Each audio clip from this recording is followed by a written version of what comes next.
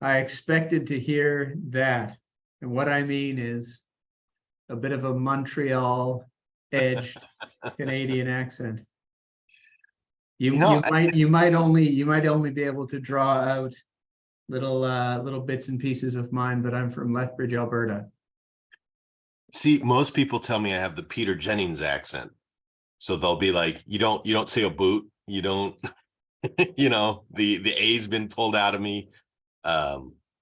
So Well, I will tell you, you gave I've lived outside of Canada for just over 20 years, and you gave a giveaway turn of phrase. oh, So I did. Anyway, you still don't worry that you might lose it. No matter what somebody says, you've still got that badge of honor. Oh, well, it's okay. I'm proudly Canadian. So Me too. what was the turn of phrase? I'm kind of curious now. Hello, how's it going? Yeah, that's true. But I'm, friendly by nature. But yeah, that is quite Canadian. Yeah, it is true. Yeah. Well, I think it's maybe because the American vernacular, that particular phrase pulls out classic American vowels. Yeah. How's it going? How's it going versus how's it going?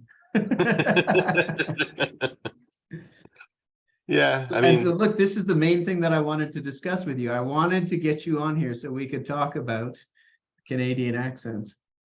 well, I mean, cultural differences is something that also just interests me about building community as well. I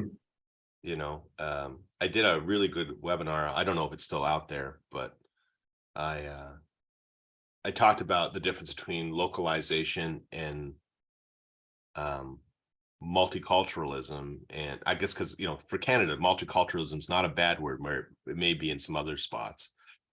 And a lot of people make the mistake when they're doing communities in different countries, will just think, oh, I just translate stuff. Yes. And that doesn't quote unquote translate.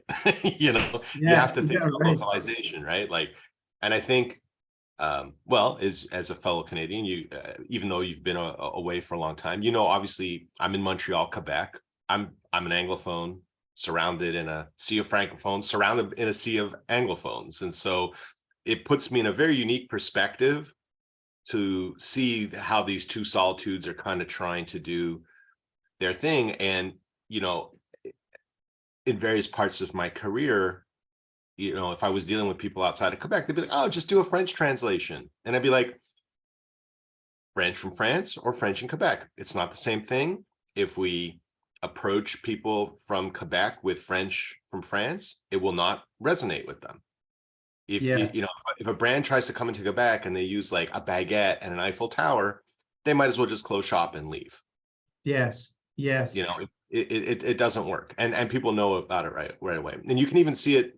You have so many cultural examples where they'll reshoot the same commercials and the jokes are different, but culturally and locally they make sense. But from an outsider, like, it's a totally different way to approach things. Yeah, I would guess that on the vectors on which community really connect, like humor, these things become very significant straight away, and they probably emerge straight away. Yeah, I mean, one of the customers I had the pleasure of dealing with, which was an interesting one. Their headquarters were in Germany. Their main community was in America, but they also had a community in Japan. And they told me that one of the things that they originally had an error about was they hired someone who spoke Japanese but wasn't culturally Japanese. And so the problem ended up being is that some of the members were complaining about the language and the way that they're constructing things, and it was just kind of, it didn't fit. And once they hired someone local who was able to take what was coming from Germany and kind of Japanize it, I don't even know if that's a word, or Japanese, but they would take like a two word or two phrase sentence and make it this long paragraph with apologies and kind of bringing in the kind of the local flavor. It resonated a lot better with their community than prior, when it had just been someone who just happened to speak the language. And I think that was really eye-opening and kind of a reminder of the importance not only of language but culture in building community and, kind of bringing that in. There's so many things we want to hit with you. One of the things that we tend, this is the book, right? And Yeah, it's got that's an it. interesting title. And the title, so this tells you that we also that we didn't read it in a paper format. It's the best way to get it in Singapore. The Accidental Community Manager. I'll maybe just say right now, so that we can do a little bit of housekeeping. A lot of the podcasts and the communities that you personally are in, the conversations that you read on Substack and so on too, our community is not that familiar with some of the vocabulary, the lingo, the diction, and so even doing a little bit of drawing of the fence lines is what is a community could be great.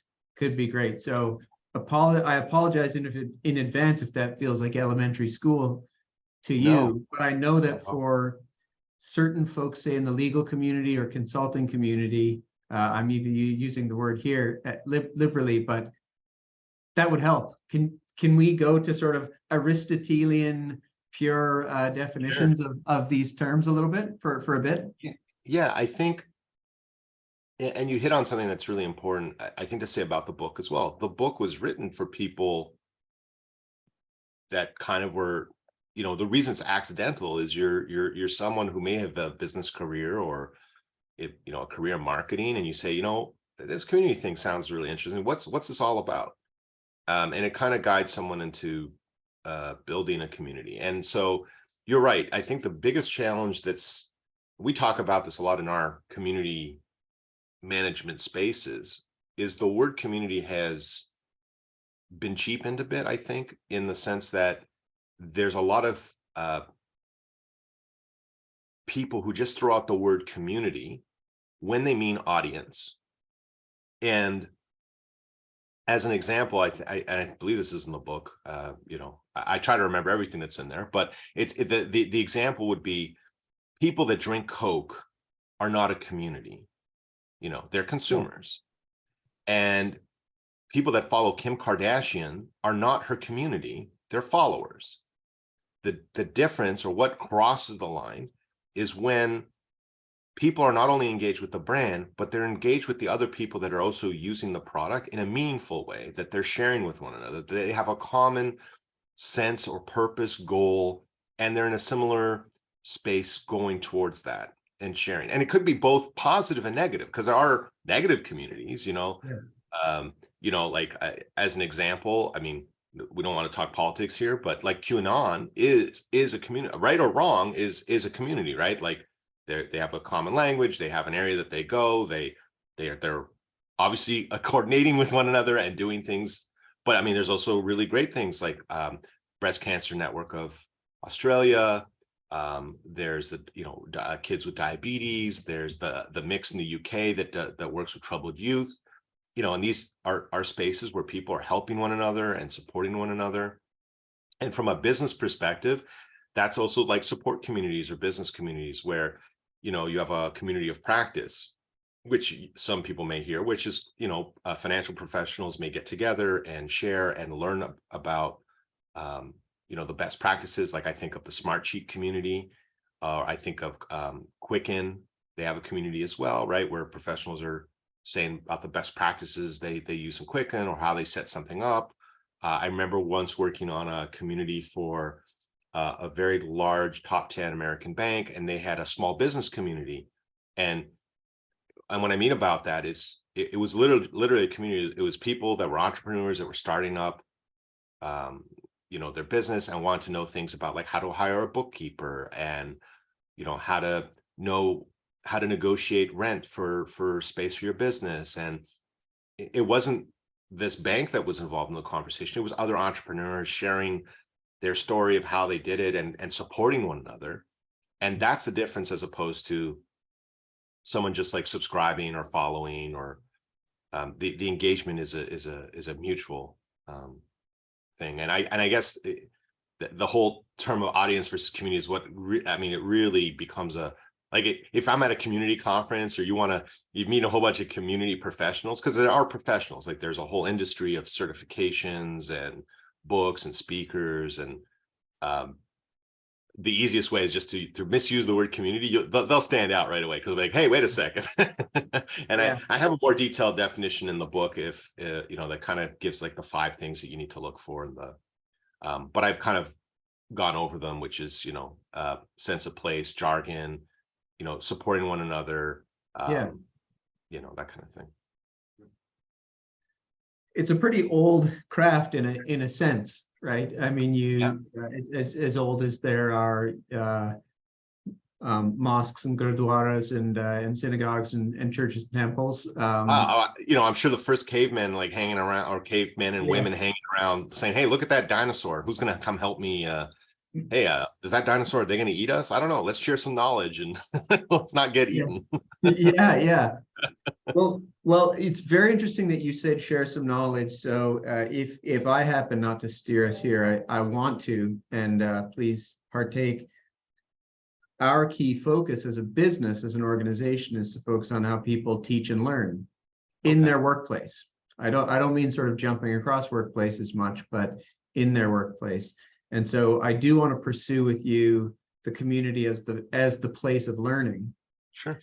Because I think there's a whole well that we can plumb the depths of there. Well, that's the best place to build community, because or one of the ones that I'm very passionate about, and I think that isn't done enough, and I'm glad that you brought that up, is we live in a very interesting time where there have been layoffs and people jump around, and a community where that knowledge can get stored in there and kept, and it's a living, breathing, because the thing that happens with a knowledge base, I mean, they're great, but sometimes what'll happen is one person writes and that person leaves and that knowledge is gone, and there's not a place for questions or having that conversation. But the thing that's great about a community is someone can ask a question, something new happens, and then the conversation can happen and you can reference other conversations. And I think that's why some of the best communities I've seen have that tight integration with KBs or knowledge bases, so that they're able to kind of have that freshness that happens. But community provides such a great way for people to learn and build that out. And I guess the advertisement I will do for professional community builders in this aspect is what they'll think about is journey and segmentation and persona, in the sense that professionals that build community understand that there are some people, like, and as you just did as we began, was saying, well, you know what, there's some people that might not know what community is. So just like when someone joins your company, there are some people that may have certain knowledge aspects and maybe better suited to be in a certain part of the community, not to overwhelm them with all the things, so part of what a community professional will do is build a journey and think about the spots that we want to put someone, or the categories that make sense, and build out that in a very clear journey. And segmentation is a very important part of that. So that's one of the reasons why having a professional run communities, because I find that what I end up hearing a lot of times is people will go, oh, we'll just throw one up and throw all our knowledge in there, and people will just go start chatting, and that just doesn't happen, or very rarely. Yeah, there's some funny physics, it almost seems like, inside communities, because they can have a bit of a forest fire quality. It's like, oh my God, like they seem to attract new members without any special expenditure or marketing.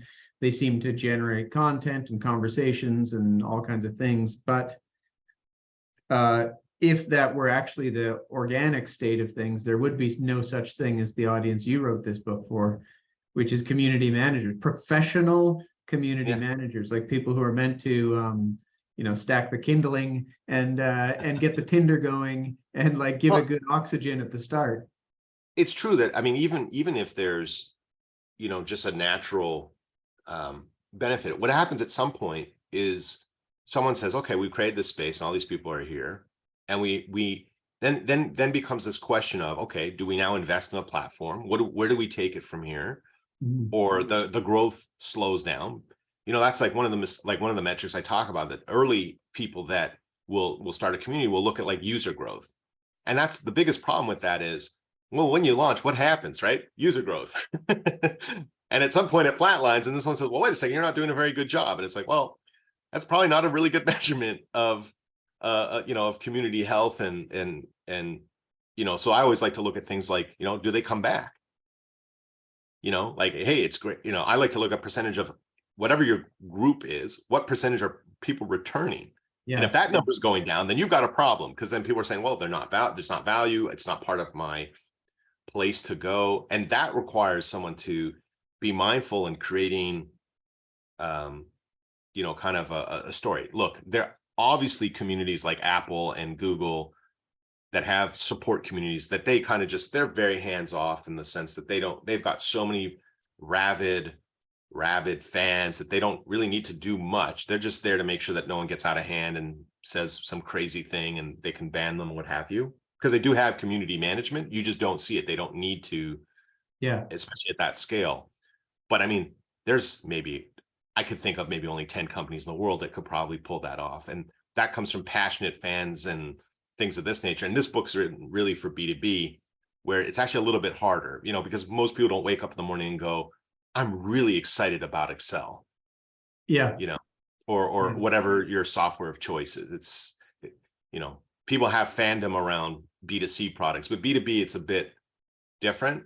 Although those people do exist. And when you find them in a community, it's great. Because I know, like, there's some communities where they'll have people that will answer thousands and thousands of questions just out of their love. And like, I remember, I think it was like TomTom. I mean, they have like a GPS community, right? And it's just people that are just dedicated to the art and craft of GPS. And, like, I like a good GPS like everyone else, but I don't know if I would, spend, 40 hours a week answering questions in a community about GPS. Although, hey, good for the people that are doing it, but that's just not my passion.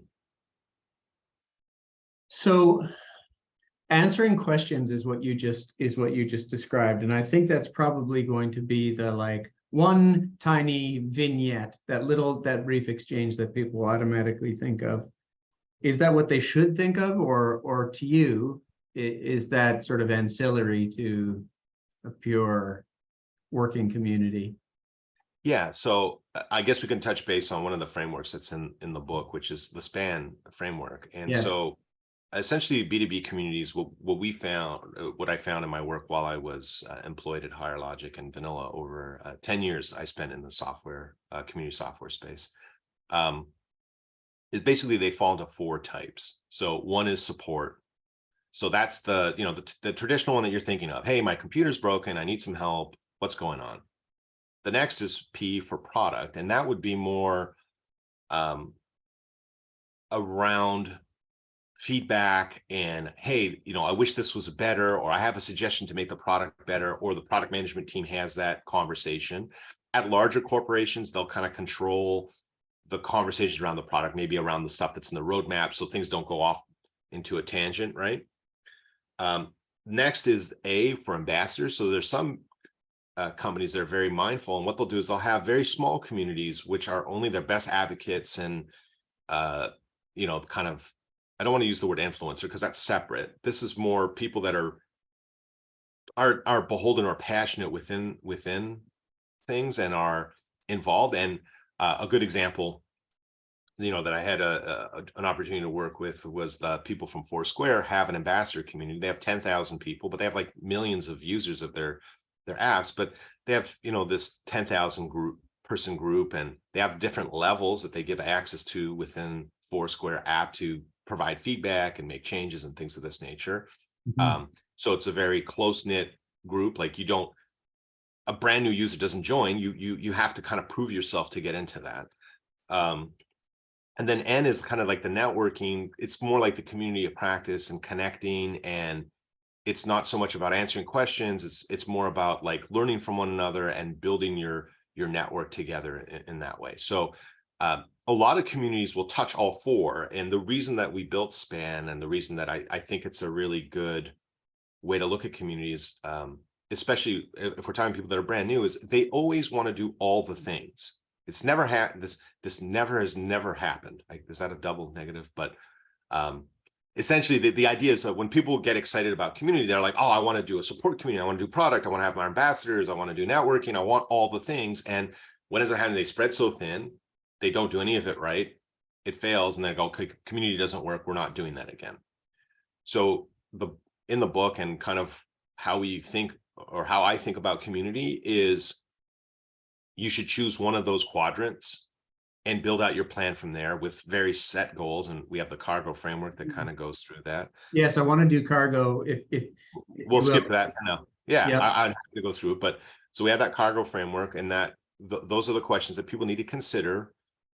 And when they hit their goal, then they can move to the next letter and span. And if you recall from the book, the span is a four square puzzle. They're all interconnected. Yes. You know, because I didn't want people saying, oh, you know, but I really want to do product and support. You can. But if you like, I have very good examples. When we launched the success community at my prior company, originally we had thought, okay, we're gonna have this to be a support place. And you know what ended up happening is people kept telling us they wanted to give us product ideas. Now, the mistake that a lot of people will do is like, well, that's not the kind of community we want. Thing is, to build really good community, you have to listen to your community and the audience that's coming to there. It was obvious from listening, we needed to have it more product focused. So we changed the approach. We got our whole team on board and said, look, if people have ideas, the only place that it'll be looked at or responded to is through the community.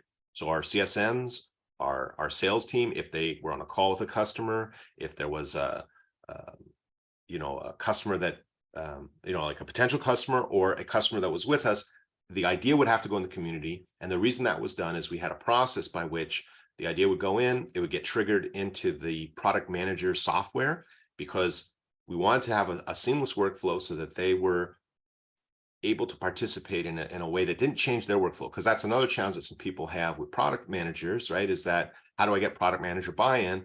Yeah. And so the idea is to work with their tools. So, and we had an agreement. So they were like, okay, it'll come into our product. They were using product board. So the idea will go into product board and we can respond and go back to the community. And it worked really well.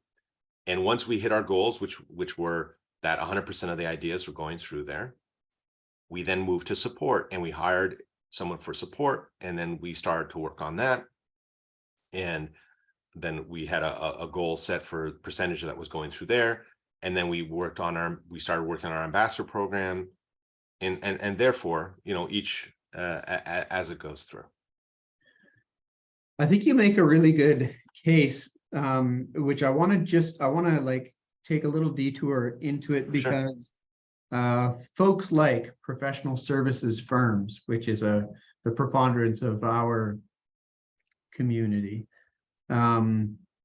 they will want to close this gap mentally, which is the various stakeholder clubs inside a classic organization: sales, marketing, admin, analytics, product, engineering.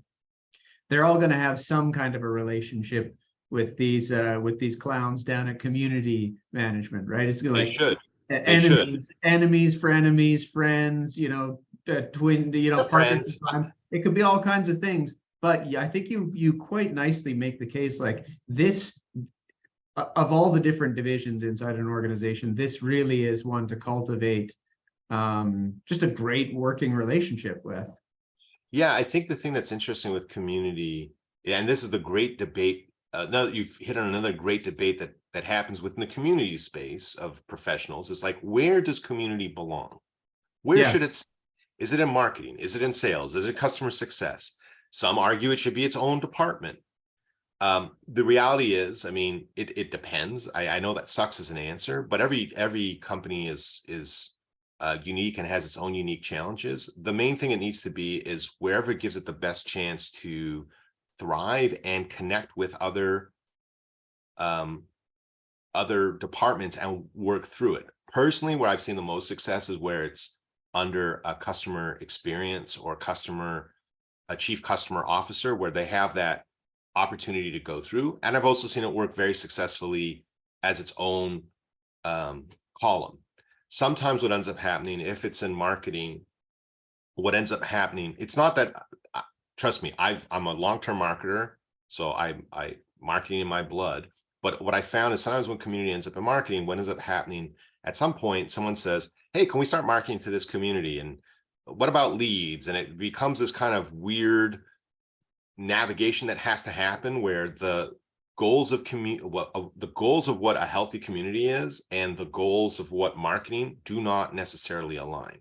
Yes. The beauty of customer success or experience, in my view, is what they're looking at is creating an experience that has people become fans of the product, that they want to go out and advocate, that they're happy, that we're creating a space where they feel that there's an affinity to the brand. Those better align with what community is more than probably any of the other departments that community would land in. So that's why the ones that I've seen that have been really successful have been either where it's under customer success or experience directly to the chief customer officer, or there's a chief community officer, although those are not as common, but they do exist.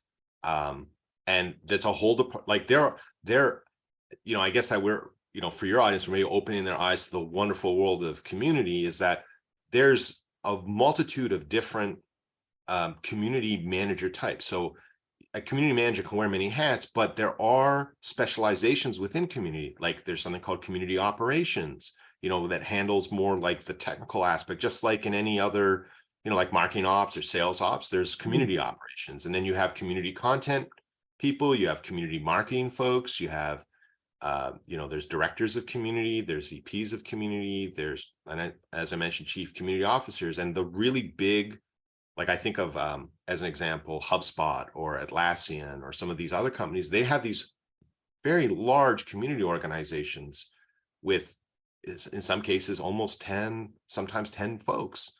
Yes. That's large for a community team, where I'm not including, moderators where they may have people that are moderating. I'm talking about at the top that are thinking about operations and content and marketing and membership and advocacy. Obviously, it's smaller companies. Maybe it's one person or two, but you were talking about services, and there are a lot of consultants as well that are out there that focus just on community and will work with companies to build the best framework for their organization in that way. And the ones that have invested properly. Oh, go ahead. Sorry. You mentioned HubSpot, and like we've had some exposure to them, and that is a expensive, well thought through, revenue focused machine. I would say their community lens, or their community business unit. Wow, that's really impressive. Well, I mean, they really invested. So, I mean, their team is led by Evan Hamilton, who came from Reddit. They have Erica Moss, that came from Atlassian. They've got Shayna Summers, that came from, was it Love App? I think it was. I mean, she's fantastic as well. She does their DEIB. They've got Sarah J. Morris that's doing their DevRel community. I mean, they really invested heavily in an all-star team, so to speak, in that way. And you can tell, right? Like their academy, if you have a question about HubSpot, it's a fantastic spot to get answers and just connect with other HubSpotters, I guess you could say it. Yeah, like, I mean, well, from our world where we do academy building for organizations, we look at what they just built on their own front. They're like their academy is very impressive. As just a plug and play tool. Yeah. Who else is doing it really well? Like I find that I think will be quite interesting for folks, the individuals that you're capable of naming, and then some of the organizations who else are doing it well. Yeah. Who's kind of in the Hall of Fame for you? It's always, I always have trouble with lists, because I know what's going to end up happening. I'm going to list a whole bunch of names. I'll do it for you. And I'm going to say, oh my God, I missed someone so important. Great. So I would say in the book, I have a lot of names. So if people buy the book, there's a ton of names, but I would tell you, you'd want to probably follow a fellow named Richard Millington. Jono Bacon is really fantastic. Carrie Melissa Jones, Todd Nielsen, Jenny Weigel, I know I'm forgetting folks, and I apologize to anyone listening to this that I've forgotten. This is the Emmy Awards acceptance speech. Yeah, I mean, Jake McKee is doing really good work. There's a consultant network, the Brian Oblinger and Erica Kuhl. They have a podcast called In Before the Lock that I would highly recommend if people want to learn more about community. And there's the CCC, which is the creative consultant community consultant group. Feverbee.com, which is founded by Richard Millington. It's fascinating. He does work with multinationals on community building consulting. At Brian Oblinger, Erica Kuhl, Carrie Melissa Jones, all these folks have their consulting firms as well. And there's CMX Bevy, there's the Community Leadership Institute, there's the Community Roundtable. These people put out reports on the state of community and, you know, how to hire. I mean, there's a lot there. This is what I always found funny too, because like obviously I spent 10 years in the space, and then inevitably people will come like, oh my God, there's like conferences. Yes, there's conferences with 2,000 people, and there's, you know, there's a litany of books and folks, and you know, it's funny because at those conferences, like some of the people I named, they're spending their whole time. People want to run up to them and get selfies, and but you know, outside of the realm of the community space, they're not known in any aspect. So it or not as well known. But yeah, there's certainly, if people are interested in community, there's certainly a rabbit hole that they can go into to learn about all that. Yeah. And what about yourself, Adrian? You're recently coming off a long run in I guess SaaS, right? But are you thinking that you'll do like advisory or consulting? Because you're in a very unique position where I think you're not only your raw capability, but you're also your understanding of the field is kind of exceptional. So what's up for you? Yeah, I don't, you know, what's next is a question mark. I think that, yeah, as you rightly said, I've spent 10 years, and unfortunately I was caught up in the tech SaaS layoffs of 2023, which, you know, I've heard about them. Yeah. Yeah, you know, there's been a couple. And I've taken some time on reflection because, you know, prior to joining the SaaS world, I was in the semiconductor world for 14 years. And actually it was funny in some ways, because the headquarters in Asia for this company was in Singapore that I worked at. And it was one of the largest component distributors in the world. And then I went into SaaS on a lark, you know, and community software with a company that I had known for a long time, which I actually talk about in the book and how that all kind of unfolded. You mean Vanilla? Yeah, Vanilla. Yeah, I mean, you know, great company in Montreal, which is my hometown, and they were looking for someone in marketing, and I knew their. Oh, sorry about that. I knew their product. I knew it very well, and I was able to, you know, kind of. Let me just put that on. Oh yeah, go ahead. That's right. I'm sorry about that. I thought it was actually. So yeah, so I knew Vanilla's product really well, and they needed someone to come into marketing. So I joined them. I helped build out their inbound marketing strategy, and then, you know, got really well known with webinars and content, and eventually rolled into a evangelist advocacy role, and, you know, spoke at, you know, I don't know how many conferences and webinars I've done. And so it's like, now I'm taking a pause and I'm like, okay, what's next? You know, the consulting world is full of folks who are very talented. I'm not sure that's really what I want to do. My passion has always been marketing and community. So I think what I'm hoping to do in my next role would be something where I can combine the two passions. Mark Schaefer has a very interesting book out. I don't know if you've read it yet, about, now the name of the book is escaping me, but it's like something along the lines like community's the last great brand strategy or something of this nature.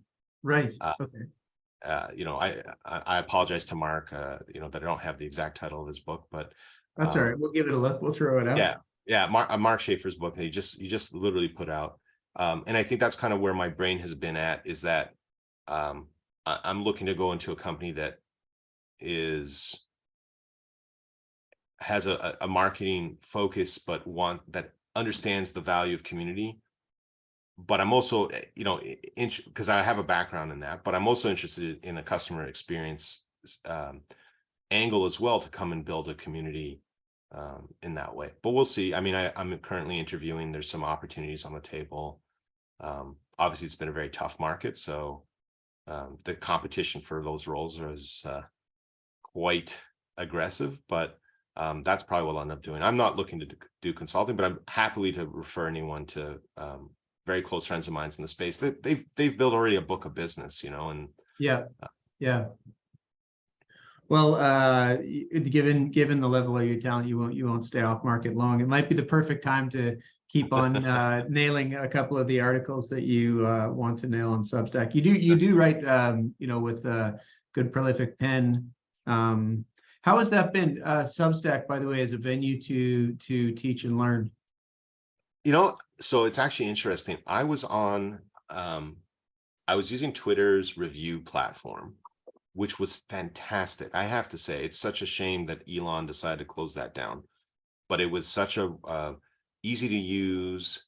For those who don't know, so Twitter had bought a platform called Review, and it was integrated newsletter that would show up on your Twitter profile, and you could pull in your tweets and pull in blog articles that you'd written, and composition was very quick. And I was, I had a couple of hundred subscribers on that come from the book and things. And I got really nervous because I'm like, oh my God, like, what am I going to do now? Because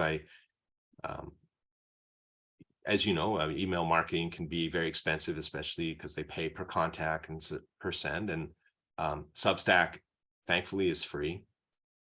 And so I've kind of figured out how to make the transition over. And I just found it to be fantastic because I guess I didn't really notice it as much. I certainly consumed a lot of content that people had on Substack. But what's beautiful about Substack is you almost have to think of it like it's a blogging platform that also allows you to send a newsletter.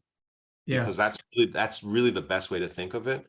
And the amount of interaction that I've had since moving has been fantastic. Like, the subscriber growth has been insane. The amount of people that are advertising the content through their own Substacks, and the responses I've gotten, people sending me personal notes. It's nice when you don't feel like your stuff's going into an empty well, right? Like, I'm actually hearing back from readers who go, hey, like, this is really helpful. And there's, that interaction that's happening. People have pledged money, which I never asked for, but it was very nice of people to do that. Yeah. That found it. Because Substack, obviously, folks can set up a gate. Yeah, you can have a paid thing, but I never set up the paid thing. But people can even pledge that if I ever turn it on, that I would get that money. But I'm doing it out of my joy of writing and sharing. So I've thanked those individuals. I don't get their money unless I turn on the pledge thing, but I thank them. But I'm like, it's okay. I do this out of love and wanting to share ideas and best practices. So, the newsletter, you can find it on my adrianspeyer.com. I have like a little icon, or adrianspeyer.substack.com. Really, the idea is it's a companion to the book, in the sense that I go a bit deeper on topics in the book that, like, for example, where I've been writing quite a bit about recently is technology, because technology changes so quickly. Yes. That I mean, you probably saw it in the book, I was so careful in naming platforms, because I know that technology is one of those things that it may be called something one day, and then tomorrow it gets changed. Like, it was Data Studio, now it's Looker. Bing is now going to be, I don't know what it's going to be, but it's now some AI infused search engine. Well, when I wrote the book, that wasn't the case, and ChatGPT didn't exist. So, but then by being able to have the newsletter as a companion, where I can say, okay, well, now we have this ChatGPT thing. How does that impact community? Where does that fit in? Or how does what are some tools that you could use to help yourself with design of your community? So, like, I talked about Clarity the other day. I talked about Google Analytics, GA4 that's coming. I talked about user IDs, because there was someone that had made a comment about, oh, I can't measure what's going on in my community, and I wish I could. I'm like, actually, you can. There's, these features within Google, and you can you can track your users through their blog and through the website and purchase and have that seamless kind of thing. So I've just been finding it a real great outlet to connect with folks and kind of add supplemental stuff around the book as well. One of the things I told myself we really should and ought to get to, because it shows up in some of your other writing, and I think it's still on point, is Bill C-11 in Canada, and how content, which is one of the key what would you say ingredients in the community soup, is going to be subject to some different weather patterns in Canada. Before then, please, cargo. This is a good framework, and I love it when people share frameworks, because it allows us to distill them down and share them, and it can be a great entry point, Adrian, to you, to your book, and to your craft. So can you just take us through, as if we're in grade 8, what that framework is? That's good. Yeah, well, I'll start a bit with the story of how it came to be. Yes. So we, at the organization I was at, they were trying to figure out a way to kind of systematize and unify the experience that customers were having that were coming buying our forum software, and trying to figure out how to build community. And also was just to kind of figure out how people could find value, how could accounts be shared between CSMs, how do we make sure that people don't churn? That's really where that thought came. And so I sat down and thought about it really hard. And in the middle of the night, the word cargo came in like fire letters. I woke up, I wrote it on a notepad. My wife's like, "You're crazy. What are you doing? Go back to sleep." And I ran into the office. I'm like, I have this idea. And so cargo was born of that. So cargo stands for, basically, it's 5 questions that you need to answer to build a successful community. And the idea is that these 5 questions are kind of interrelated, and they will change depending on what's going on. So as an example, I'll go through each of the letters and kind of explain what they are. The first is C, which is concept. And so the idea of the concept is, similar to kind of a mission statement, but a little bit deeper than that, in the sense that, and I think this is an example I use in the book, if Crest were to create a community about toothpaste, it'd be a horrible community. Like, who's going to talk about toothpaste? I'm sorry, Crest, but that would be a horrible community. I'm sure they're grasping. Yeah, but if they created a community about dental health, right? If people were like, "Oh, my tooth's hurting," or "I just had my wisdom teeth pulled out," and it's brought to you by Crest, so the concept is we want to create the world's best community for dental health. That's the idea of the concept. It's really, your elevator pitch, what and what the aim is at, and who's the community for and who's it not for, and really having that clear idea through that. The next thing you need to think about, or the next letter, is A, which is acquisition. And this is something that a lot of people don't think about necessarily. It's, how do we let people know that we have a community? How does it show up? Like my biggest pet peeve is, or how I measure companies, I look at how do they show their social media, and how do they show their own community.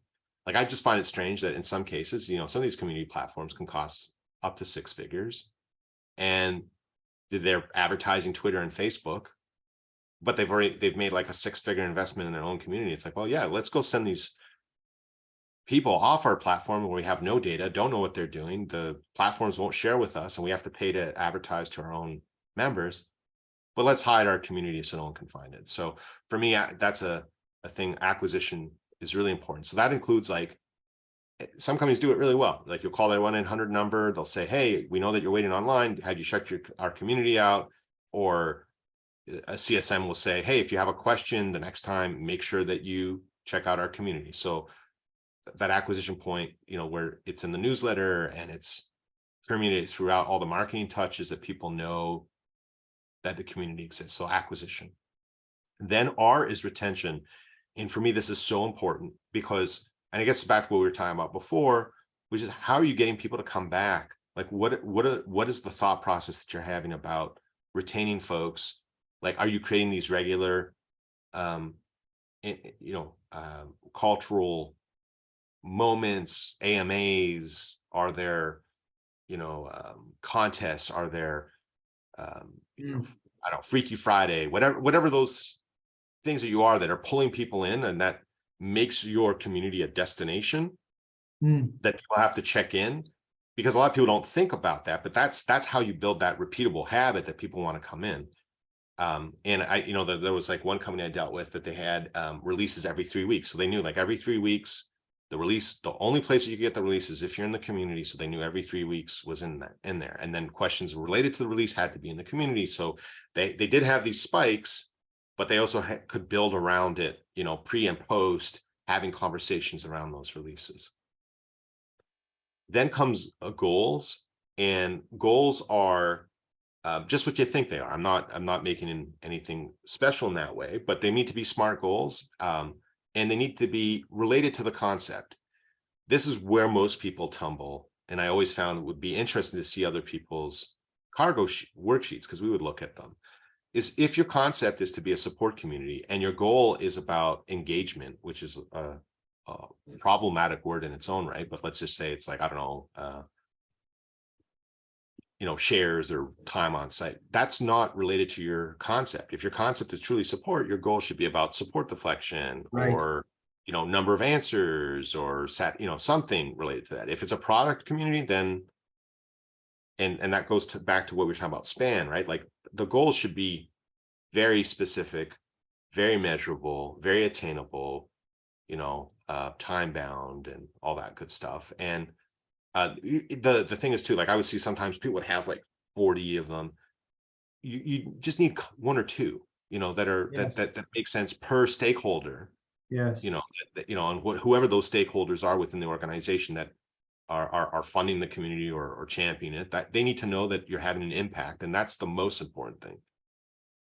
And then O is outcomes, and to showcase my Canadianism, I guess. The way I've always looked at it is the goal is to make the playoffs, and you can measure that during the season. Hey, I'm winning so many games, blah, blah, blah. But the outcome is to win the Stanley Cup. And that's your North Star that you're, so for me, the outcome is always like, what is that that ultimate goal that you're trying to get to?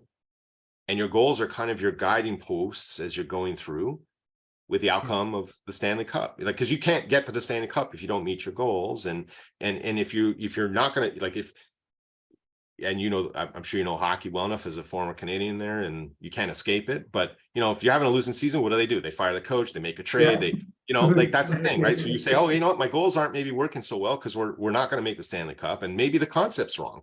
Like I remember there was one community we dealt with where they were trying to do all the things, and then they said, you know what, we're just going to focus on inside sales. And the moment they did that, it was like magic happened, because they were so laser focused. Yes. And they were able to change the messaging, and then the people that were inside sales felt heard, that it just works so well. And that's that's why these things all work together, right? Because if your goal or concept or the way that you're acquiring people or retain people, all those things will get into play. Like the Crest community, if it's about dental health, okay, well, who are we going to have on a regular basis? Will we have maybe dentist of the month? Maybe we're going to have dental health professionals. Maybe we have dental insurance folks on there. Maybe we have what are those things that so they all get interconnected. And the point is, this is not supposed to be a 40-page thesis.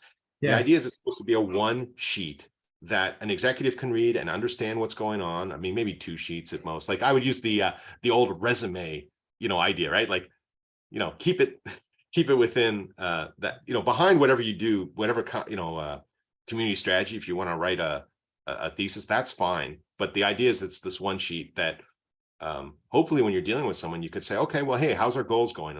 Or if a new stakeholder takes on, they could look at it and go, you know what, those goals don't work for us anymore. Or and also if they're dealing with a vendor or a third party, it's a great way to just be like, here's our community, here's our elevate, like what are we doing wrong? Yes. And it's a very easy way to diagnose and see things right away, because you know what, those goals don't really work, or the concept doesn't match. And I go into great detail in the book on all that. So I can share a leaf from our from our page because of the stuff that we work on. SMART goals is justified in being as ubiquitous as it is, because it's a wicked framework. It is Yeah, so good, actually, right? Like, it's easy to be like, oh, whatever, seen it around for a long time. Something but it quite works. interesting is, it works. It works. Some of the very original framers of it, Peter Drucker usually gets credited, but there was a cadre of three kind of academics later who really distilled it down.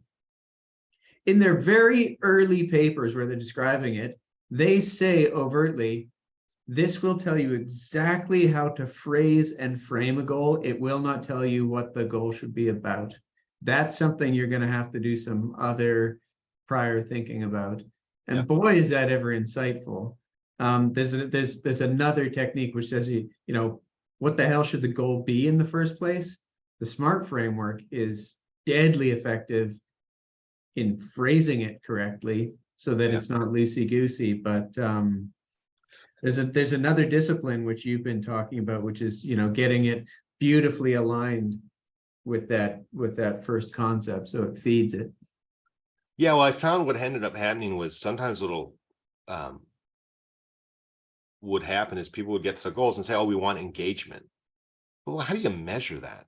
Yeah. And how does that get, I mean, that's usually we can tell we could tell on our side when someone was new to community, because they say, well, we want to engage our customers.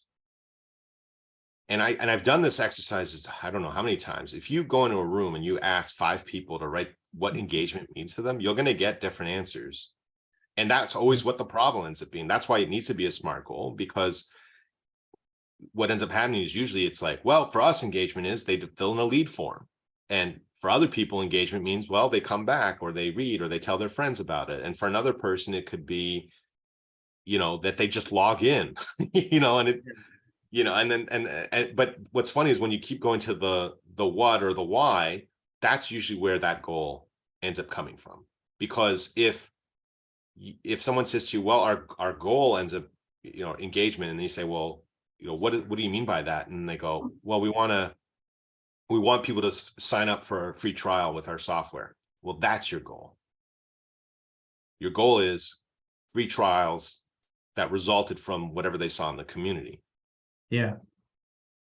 And the thing is, the thing is as well, the cargo document is a living document. So I'm a big fan of test, and fail, and test and learn and iterate.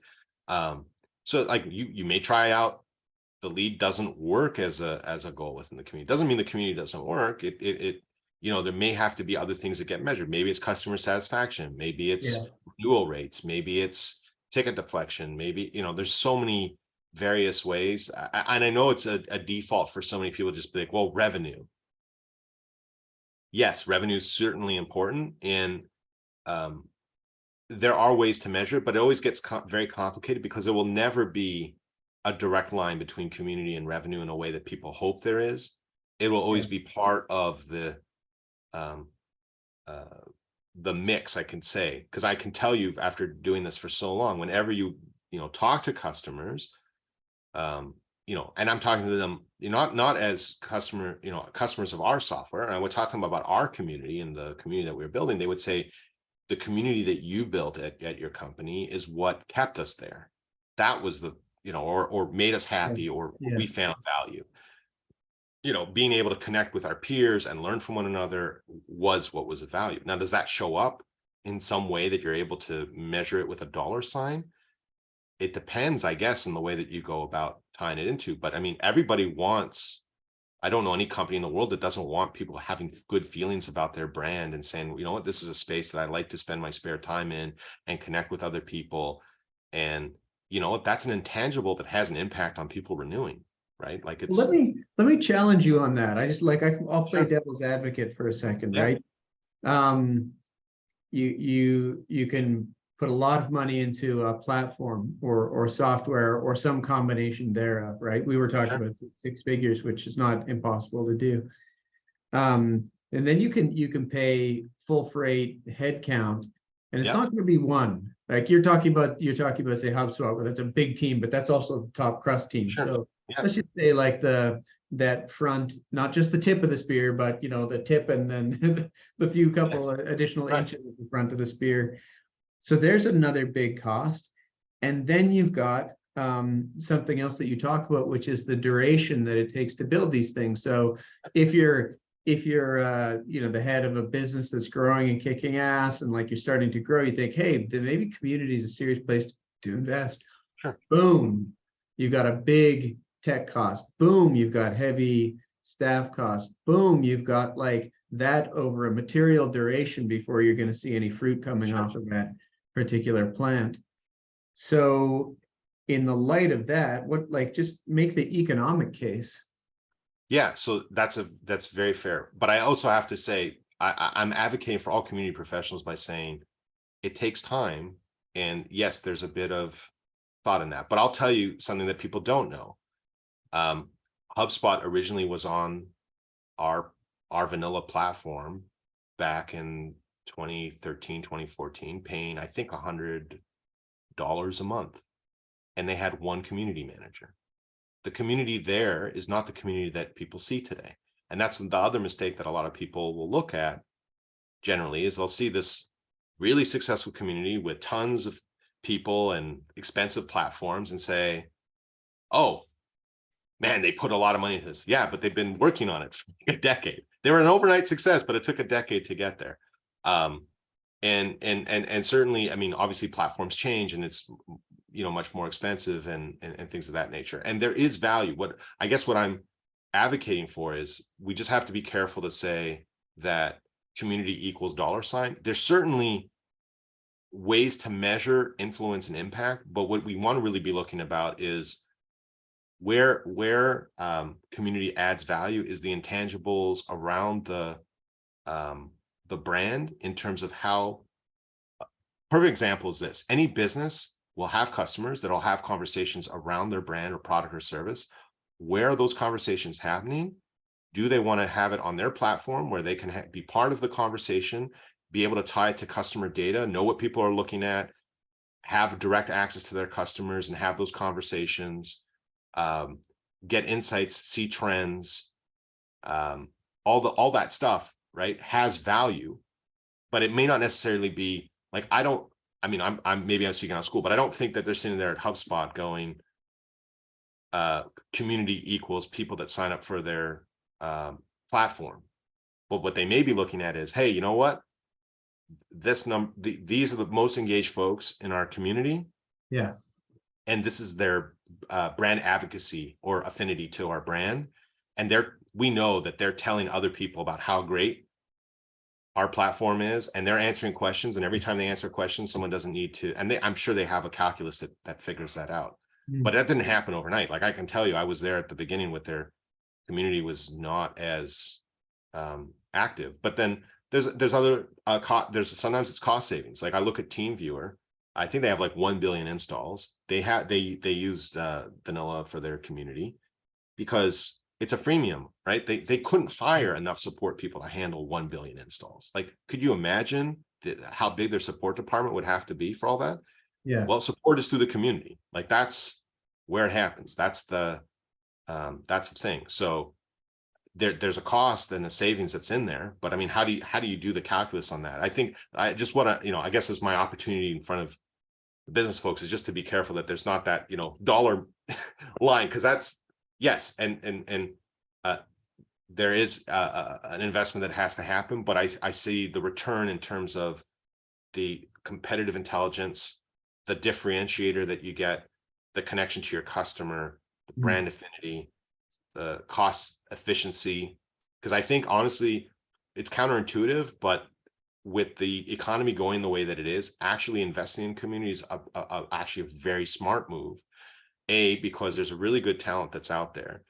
B, people are trying to do more with less. C, it's just a great way to be there for your customers who are having challenges and being able to connect with others to say, hey, like we're having layoffs too, and how are you managing through this, and being able to share that resource. And they have just like a natural connection.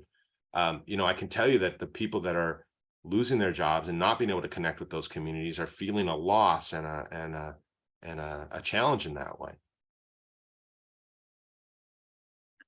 We could I think pull out the blueprint documents and sort of isolate some other strong cases maybe to be made for the economics. I'll give you a hint on one because we talk to a lot of authors. Sure. And a lot of them in business development, and there's some flavors of the month that go through that arena, but many of the copybook headings that get listed are as in you need to be listening and learning and observing the customer. You need to be understanding their world and finding places that aren't purely commercial exchange venues to exchange with them, et cetera, et cetera. Let's say there's half a dozen. That puts a big onus on the individual business development or salesperson. And if instead their organization has invested in a community of one kind or another, that's actually already taken care of. And I think there's you could do that evaluation almost, most of it with a calculator as opposed to wordy analysis.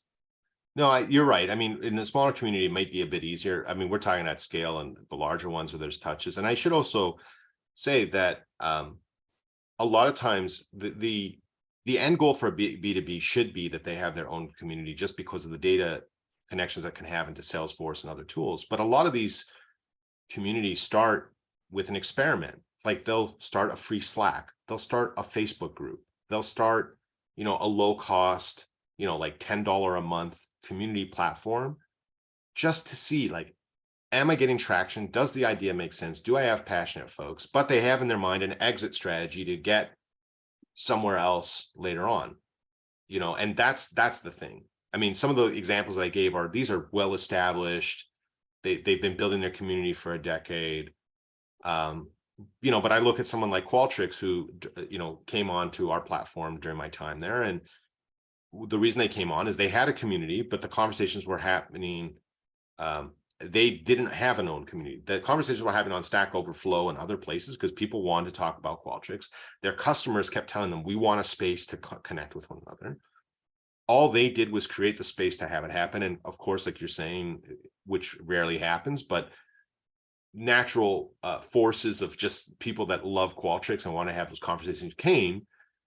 What the community team needed to do was kind of build the guidelines to which the conversations would happen and guide it. Not to say that they're not involved, they're certainly involved, but they had that natural built up pent demand for community that they were able to kind of build it through. And the community that's there at Qualtrics now is not the community that was there 5 years ago. They've built out their ambassador program. They've got an ideation area that they didn't have before, for customer feedback. But their initial thing was just, we want to just capture all this knowledge that was out there on other third-party areas and bring it in-house, so that there was one spot, if you're a Qualtrics user, to be able to kind of have that conversation. So, that's the thing I would just say. I don't want people getting afraid, like, oh my God, I'm gonna have to go spend like several $100,000 to build and get all these people. It could just be, you start on like, I don't know, Weibo or WhatsApp or Slack or Facebook with some customers. Yeah.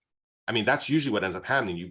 You build out your concept and you get the traction. You say, okay, this is starting to go. Let's invest, let's iterate. I think the challenge most people have is they're seeing the end product and they get overwhelmed, and they look at something like HubSpot and go, oh, we can't afford that. We're, a small startup, and but I can tell you, I've worked with startups that were super small that had like 5 employees, and they start off really small and they grow, or we end up having a conversation like, we're on Facebook and now we need to transition. So I just want to point that out, that it's like, don't get, not the word suckered is not the right word, but don't get like thinking that you need to go make these huge investments right away. The best way to start building community is just to start having a conversation with your audience, figure out how you can build a space that can help them be successful, create that space, and work with them together as you need to build it out. Obviously, from a business perspective, in terms of business intelligence, obviously the own community is best, from the simple fact, like I said before, you can integrate your marketing automation, your Salesforce, your email marketing. You can, so if instead of it being some random person saying that they hate your product, you're saying, oh, you know what, this is Joe Willis or, Jane Smith, who, bought from us for 5 years. Like, this is legitimate. If they're upset, like, someone needs to get on the phone. Like, maybe we have the VP of customer success call them and Yes. say, like we said, we you know, we're really sorry to hear that you're having this unfortunate thing. How can we help? Versus, you know, some anonymous person on Facebook. It's very hard to know that difference. So that's also why I was very careful to focus on B2B communities, because there's value in the data that a lot of people don't realize when they just say, oh, we'll just do it on Facebook. And Facebook is fine to start, but you know, if you're serious about mining the data, and I guess it's a dirty-ish kind of word, but there's so much data that you're not getting from Facebook. And if you want to connect with those folks, you need to actually pay money to advertise them. But if you're on your platform, and there's various platforms out there that connect into your CRM, and you can do single sign-on, and there's a lot of great stuff.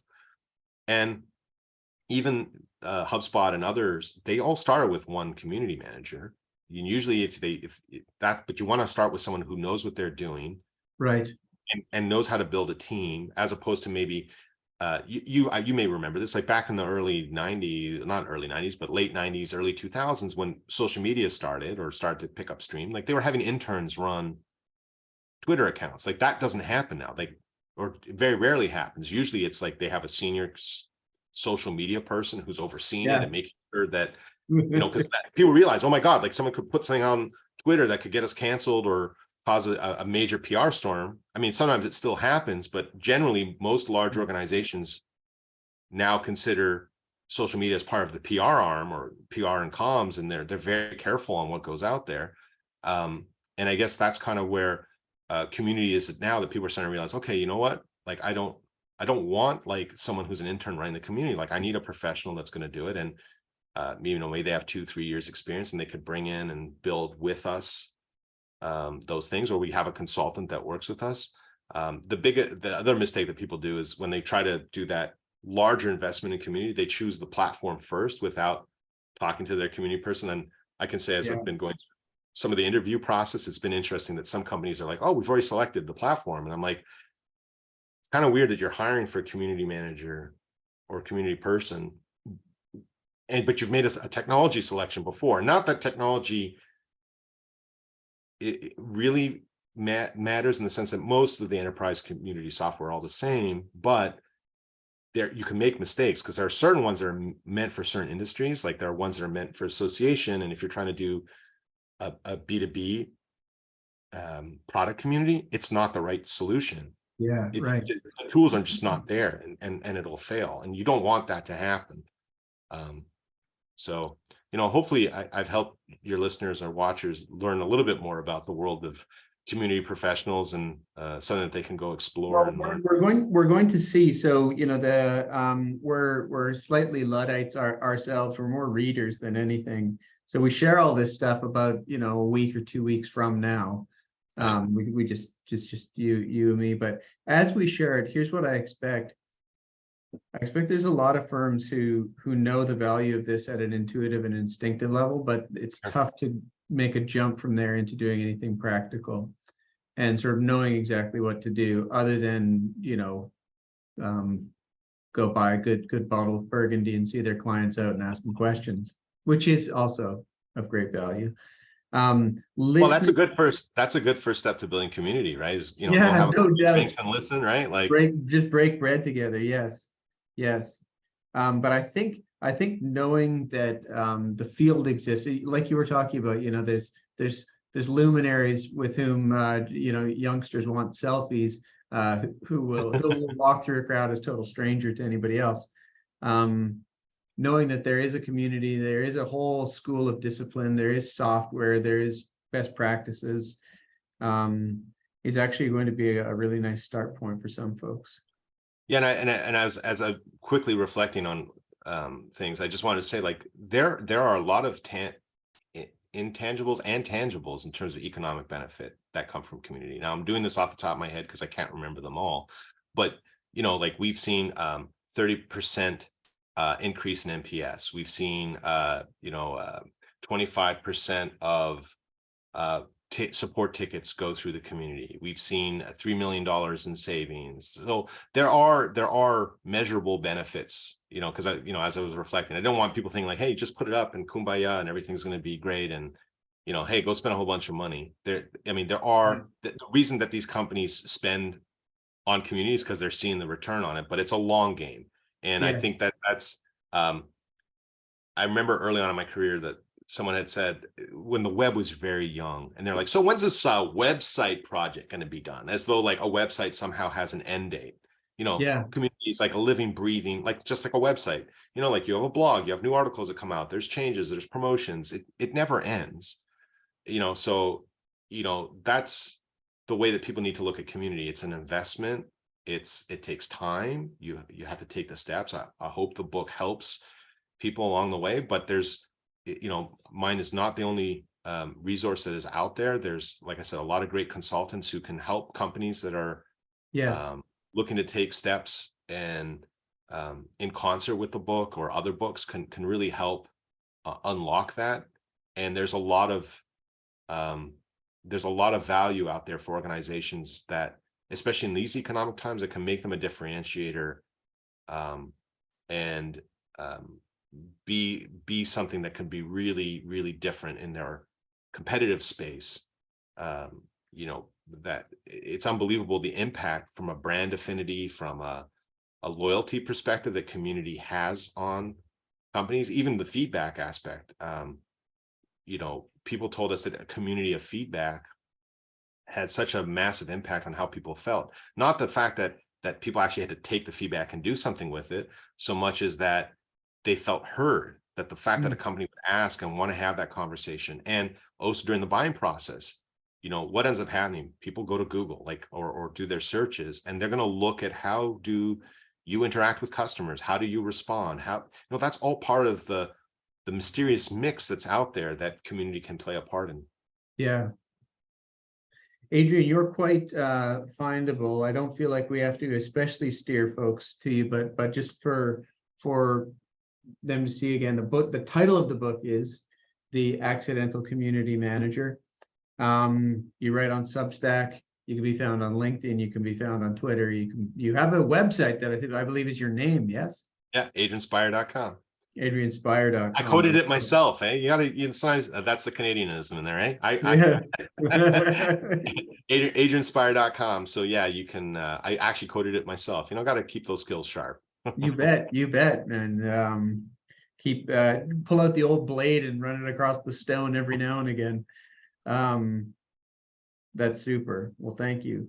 One of the questions that I would like to ask you is whether you've considered taking aspects of this and turning it into a course for organizations that don't quite know where to begin, or maybe organizations that have hired like a young whippersnapper to be the community manager, and it's like, what are they doing to enable and teach them?